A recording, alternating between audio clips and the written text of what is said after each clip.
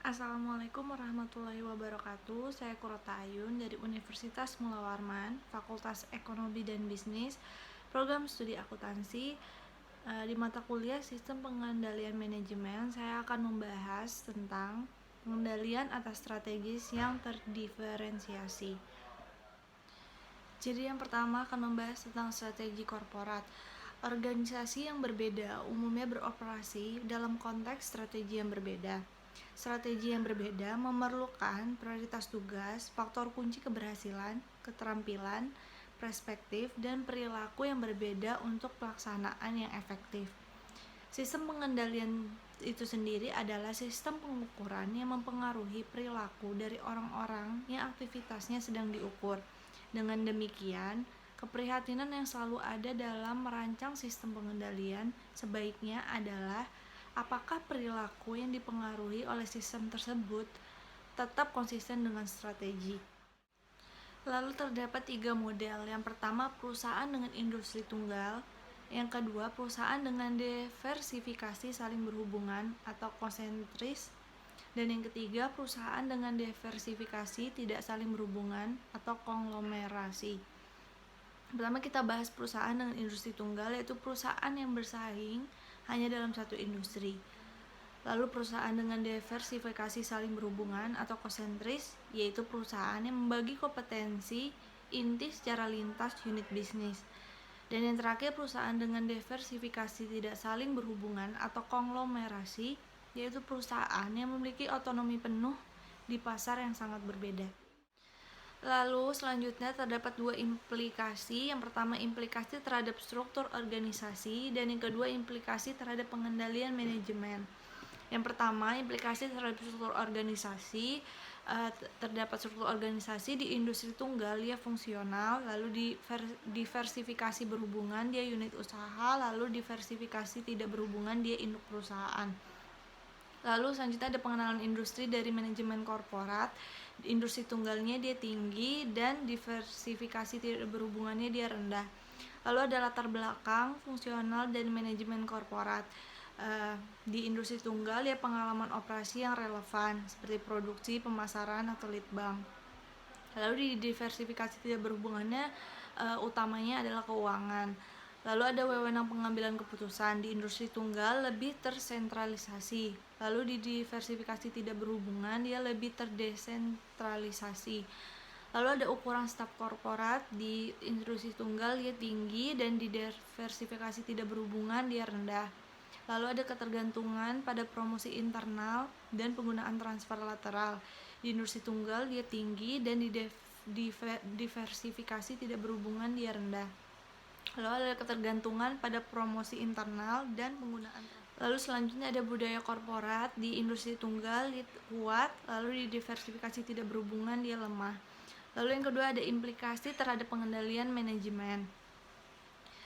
Ada perencanaan strategis. Di industri tunggal dia bersifat vertikal dan horizontal. Lalu di diversifikasi tidak berhubungan hanya vertikal saja. Lalu ada penyusunan anggaran. Pengendalian relatif atas manajer unit bisnis terhadap formulasi anggaran. Di industri tunggal dia rendah, lalu diversifikasi tidak berhubungan dia tinggi. Lalu ada pentingnya pencapaian anggaran. Di industri tunggal dia rendah dan di diversifikasi tidak berhubungan dia tinggi. Lalu ada penetapan harga transfer, yaitu pentingnya penetapan harga transfer ini. Lalu di industri tunggal dia tinggi dan di diversifikasi tidak berhubungan dia rendah. Lalu ada fleksibilitas pencarian sumber. Lalu selanjutnya ada fleksibilitas pencarian sumber. Di industri tunggal ada jarak. Lalu di diversifikasi tidak berhubungan, yaitu ada harga transfer berdasarkan transaksi pasar. Lalu kompensasi insentif, yaitu kriteria bonus. Di industri tunggal kriteria keuangan dan non keuangan. Lalu di diversifikasi tidak berhubungan adalah kriteria keuangan saja. Lalu ada pendekatan penentuan bonus. Di industri tunggal utamanya subjektif. Lalu diversifikasi tidak berhubungan ada formula atau rumus. Lalu ada dasar bonus. Di industri tunggal berdasarkan kinerja unit bisnis maupun korporat. Kalau di diversifikasi tidak berhubungan berdasarkan kinerja unit bisnis. Adapun strategi unit bisnis ada 4. Yang pertama membangun, yang kedua mempertahankan, yang ketiga memanen, dan yang terakhir divestasi.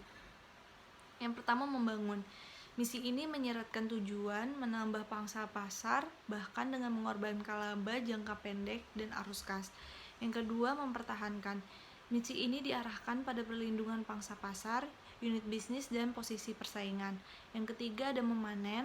Misi ini mempunyai tujuan memaksimalkan laba jangka pendek dan arus kas, bahkan dengan mengorbankan pangsa pasar. Dan yang terakhir, ada divestasi. Misi ini menunjukkan suatu keputusan untuk mundur dari bisnis melalui proses likuidasi perlahan-lahan atau penjualan segera. Oke, selanjutnya ada keunggulan kompetitif. Nah, suatu unit bisnis dapat memilih untuk bersaing baik sebagai pemain terdiferensiasi atau sebagai pemain biaya rendah. Akan tetapi, dengan memilih pendekatan diferensiasi, meningkatkan ketidakpastian dalam lingkungan tugas unit bisnis karena 3 alasan. Yang pada terdiferensiasi, yang pertama ada inovasi produk, lebih penting karena unit bisnis terdiferensiasi berfokus pada keunikan dan eksklusivitasnya. Yang kedua, cenderung memiliki kelompok produk yang lebih luas guna menciptakan keunikan. Yang ketiga, produk terdiferensiasi akan sukses apabila pelanggan memandang bahwa produk tersebut menawarkan keunggulan dari produk pesaing. Lalu biaya rendah ada 3. Yang pertama, mempertahankan biaya murah demi menawarkan produk yang stabil. Yang kedua, cenderung mempunyai produk yang sempit guna meminimalkan biaya. Yang ketiga, menghasilkan produk sederhana yang bersifat komoditas, dan produk sukses terjual semata-mata karena memiliki harga rendah dibanding pesaing. Selanjutnya ada gaya manajemen puncak. Perbedaan dalam gaya manajemen. Para manajer mengelola secara berbeda. Beberapa sangat bergantung pada laporan atau dokumen formal, sementara yang lainnya lebih menyukai percakapan yang informal. Beberapa manajer bersifat analitis, sementara yang lainnya menggunakan metode coba-coba. Beberapa manajer menyukai resiko, sementara yang lainnya menghindari resiko, dan sebagainya. Gaya manajer dipengaruhi oleh latar belakang dan kepribadian. Latar belakang meliputi hal seperti umur, pendidikan formal, dan pengalaman pada kedudukan atau fungsi tertentu. Sementara kepribadian meliputi variabel seperti kemauan mengambil resiko dan toleransi pada ambiguitas. Yang terakhir ada implikasi terhadap pengendalian manajemen. Ada 2, yang pertama pengendalian personal versus impersonal, yang kedua pengendalian ketat versus pengendalian longgar. Kita akan membahas yang pertama dulu, yaitu pengendalian personal versus impersonal. Beberapa manajer berorientasi pada angka dan mengambil kesimpulan dari analisis angka tersebut. Para manajer yang lain berorientasi pada manusia dan mengambil kesimpulan dari perbincangan dengan orang-orang untuk mengetahui seberapa baik segala sesuatunya berjalan. Untuk yang kedua, pengendalian ketat versus pengendalian longgar, yaitu manajer dari pusat tanggung jawab cenderung menggunakan pengendalian ketat guna mengontrol jalannya tanggung jawab, aturan, dan setiap prosedur perusahaan. Sementara manajer tingkat yang lebih tinggi cenderung menggunakan pengendalian lebih longgar karena lebih mempengaruhi perhatian pada hasil keseluruhan, seperti misalnya laba, bukan bagaimana hasil diperolehnya. Mungkin itu saja yang bisa saya sampaikan di video kali ini tentang pengendalian atas strategis yang terdiferensiasi.